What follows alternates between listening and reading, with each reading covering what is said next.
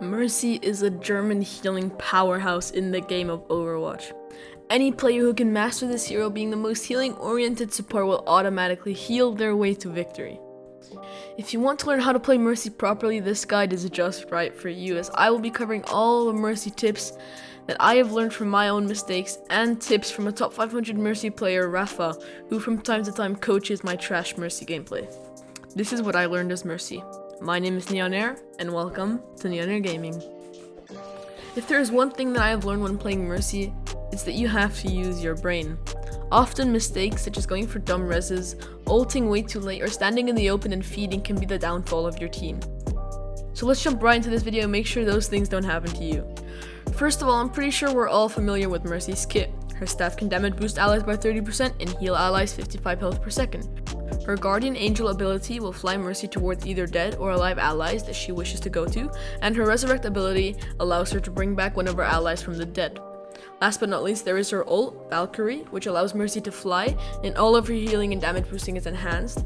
And she also has Angelic Descent, which allows her to glide, and Regen, where she heals over time, and of course her pistol. But those are all pretty basic things, and there isn't much to say about those. Often, you can play Mercy as a primary healer, whose job is pretty much to keep the team alive, while keeping herself alive as well.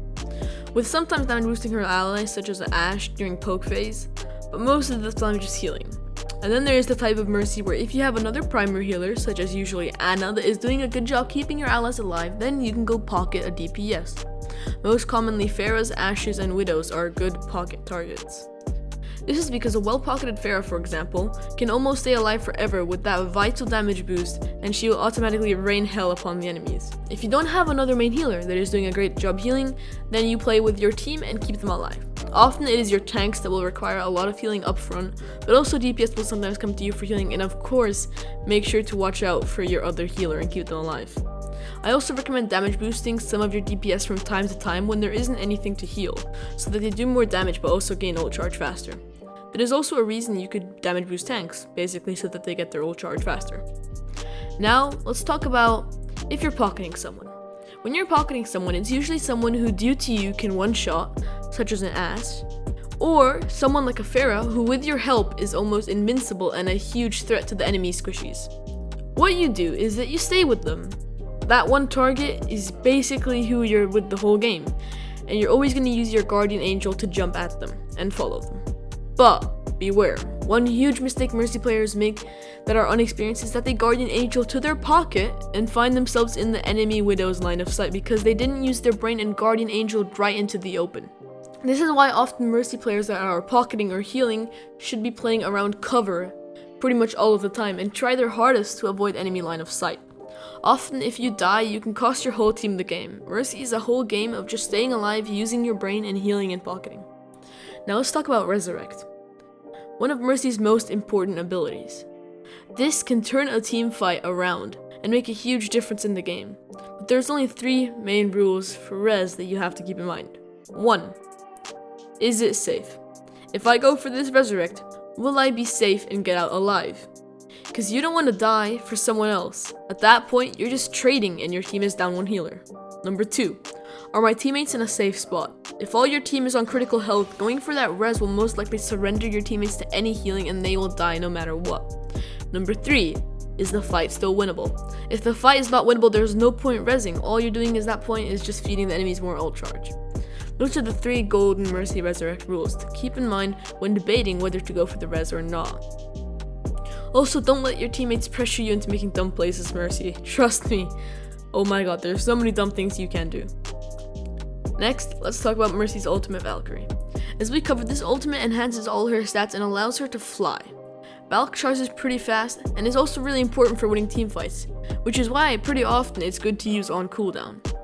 Pretty much as soon as you have it, you can use it the following team fight, but don't use it in the middle of a fight. Valk lasts for 15 seconds, which can sometimes be the length of a whole team fight, or at least majority, so you're going to want to use it before all your team is on critical, almost at the beginning, as an engagement for your team to go into the fight with good health.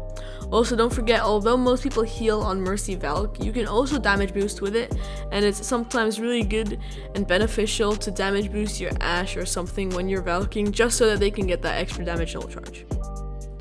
Now, let's end the video off with a couple general tips. For Mercy, I recommend always being aware of your surroundings. Not only who to heal, who to pocket, where to be, but also who's shooting you. Are you in enemy line of sight, or are you safe? And this is something that Rafa, the top 500 player who coaches me from time to time, always lets me know, because damn, sometimes I really play without a brain and I don't even realize myself, and then when I look back I see all these stupid mistakes, so don't do that. All this is vital to being a good Mercy player, as you always have to be in a safe spot. Because as we said, Mercy is pretty much staying alive and supporting your team to victory. Another tip is that you don't need to save everyone. If your monkey dives in, like a feeder, don't dive in after him in hopes of saving him. If he is about to die, you don't need to follow. Let him die, tell him the mistake he made, and regroup. You don't need to save everyone.